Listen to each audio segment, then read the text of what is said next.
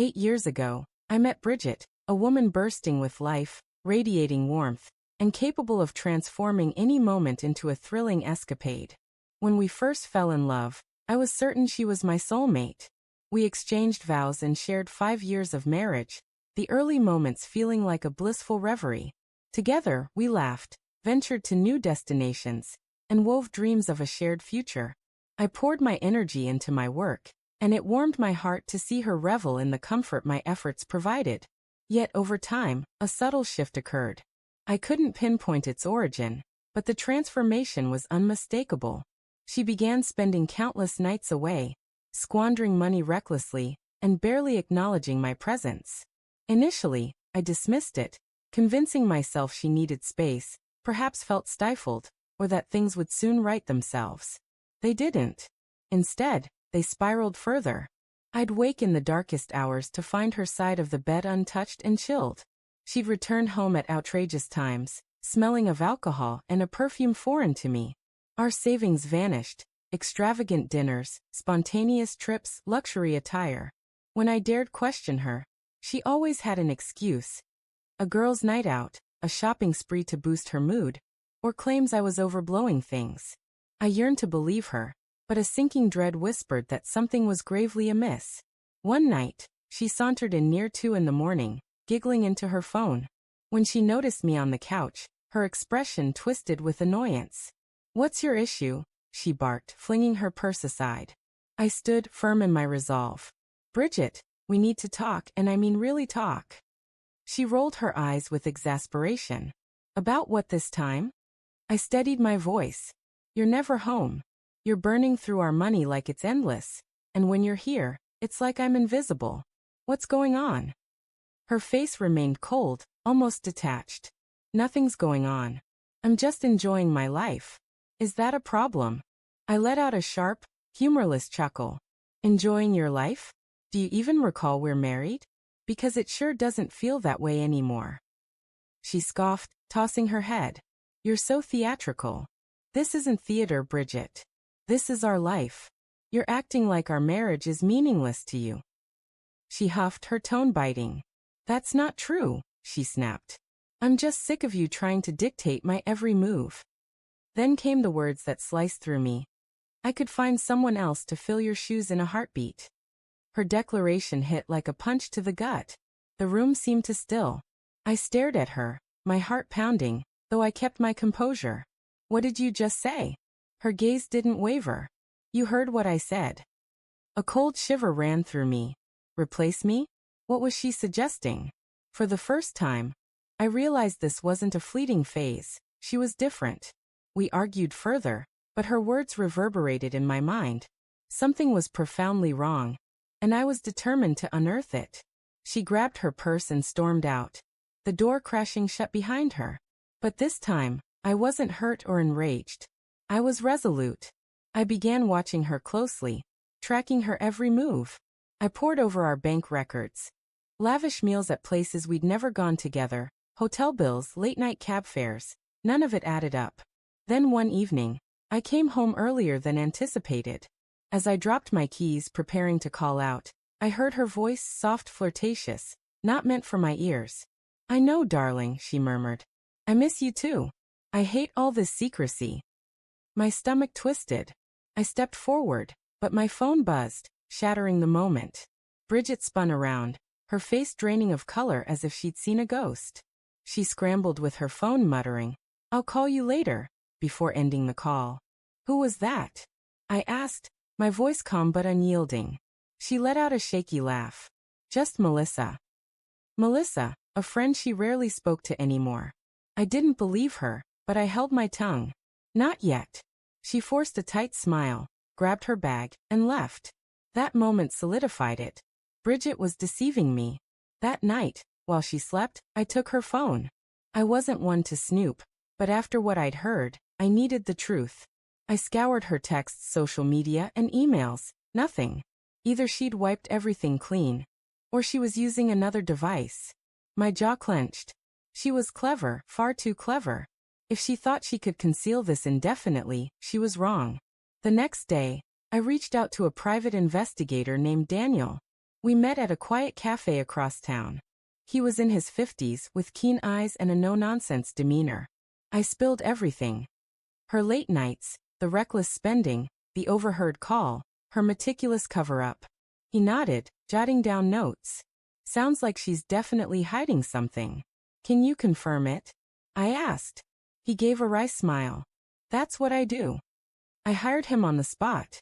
A few days later, Daniel called. Richard, we need to meet. At his office, he handed me photos of Bridget with another man, tall, dark-haired, with a smug expression. One showed his arm draped around her in a dimly lit bar. Another captured her hand resting on his at a restaurant. The worst was her kissing him outside his home, before they disappeared inside together. I stood frozen, staring at the images. For a moment I felt nothing. Then a flood of emotions surged, anger, disgust, humiliation. I'd suspected it, felt it in my bones, but seeing it was another matter entirely. Daniel cleared his throat. His name's Mike. I tailed them for 3 days. This isn't a fling. She's living a double life. I balled my fists. I understand. Daniel gave me a look, as if gauging my next move. I took the folder of photos, took a deep breath, and said, I'll handle this the right way. The next morning, I woke before Bridget. She lay curled beneath the covers, as if her secrets didn't exist. I stood there, repelled, but said nothing. I dressed and left. I headed straight to a lawyer's office, no second thoughts, no wavering. The lawyer, a seasoned professional, listened as I recounted her distance, the depleted bank account, and her betrayal. Got evidence? He asked. I slid the photos across his desk. Perfect, he said. This makes it clean-cut. It was the validation I needed. I told him I wanted a quick divorce, no theatrics, no drawn-out fights. I wanted her to walk away with nothing. He grinned. You're in capable hands. I signed the documents, shook his hand and left, feeling a burden lift. That night, I played the role of the oblivious husband. When Bridget came home, I greeted her warmly, even inquiring about her day. She barely noticed me, absorbed in her phone, likely texting him. Fine. Let her believe she was untouchable. For days I maintained the facade, brewing her coffee, suggesting a movie night, complimenting her outfits. She lapped it up, unaware of the storm gathering. 3 days later, the divorce papers were ready. I picked them up from the lawyer, sat in my car, and stared at the thick stack. This was the final move. I called my closest friend, Joseph, and asked him to meet me at a cafe. When he arrived, I laid out everything. Bridget's behavior, the reckless spending, her affair. Joseph listened, his expression somber. Then I asked him to deliver the divorce papers to her. I wanted it to hit her like a bolt from the blue. After a brief hesitation, he agreed, ready to help despite the weight of the task. That afternoon, Bridget and I were in the living room. She was engrossed in her phone, likely messaging her lover. I pretended to watch TV when a knock sounded at the door. I opened it to find Joseph, who handed Bridget a folder without a word and left. Confused, she opened it, her face paling as she read the divorce papers. What is this? She asked, turning to me. You tell me, I said, my tone icy. Her voice quivered. Richard, these are divorce papers. Why? I arched an eyebrow. Really? You have no clue. She swallowed hard. Come on, you can't be serious. Oh, I'm deadly serious, I said. You wanted to replace me, didn't you? Here's your shot. Pack up and go. She opened her mouth, but no words came. I shrugged. Oh, and I've transferred all the money from our joint account. I'm keeping what belongs to me. Her eyes widened. You did what? You heard me, I replied. Go stay with your boyfriend. She flinched. What? Who are you talking about? I smirked. Don't act clueless, Bridget. I know everything. I spread the photos of her with Mike across the table. Her eyes darted over them, each image a deeper cut. What are these? She gasped. Where did you get them? Private investigator. I said coldly, letting the silence hang. Her panic was tangible. Then she exploded. You had me followed? You invaded my privacy. That's despicable, Richard. I let out a sharp laugh. I'm despicable? That's rich. She stood, tears welling. You're really doing this? I am. I said, arms folded. Now are you packing or do you need help? She stormed off, slamming the bedroom door. I heard her sobbing as she packed, but I felt nothing. She'd made her choice. The divorce went smoothly for me. Bridget tried to fight it, begging, weeping, raging, demanding half of everything. But when my lawyer presented the evidence of her infidelity, her case fell apart. She got nothing. No money, no house, no alimony. In court she screamed, "You can't do this, Richard." I smiled. I already have. She moved in with Mike, but I didn't care. For the first time in years, I felt free. No more arguments, no more watching my wife slip away, no more feeling inadequate.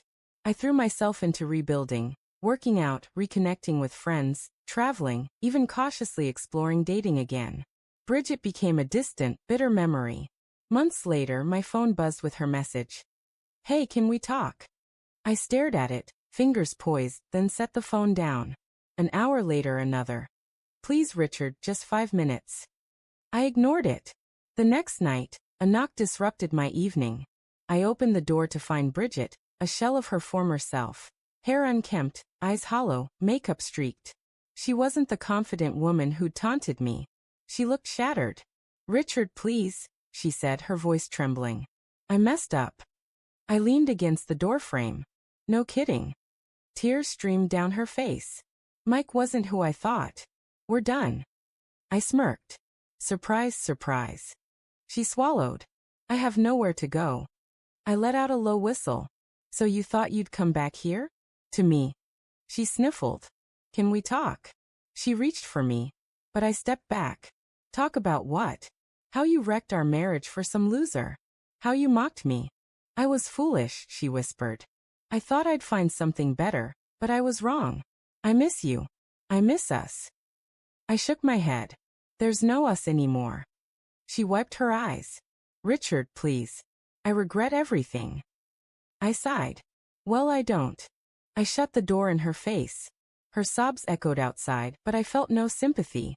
She'd chosen her path, and I'd chosen mine. I never looked back.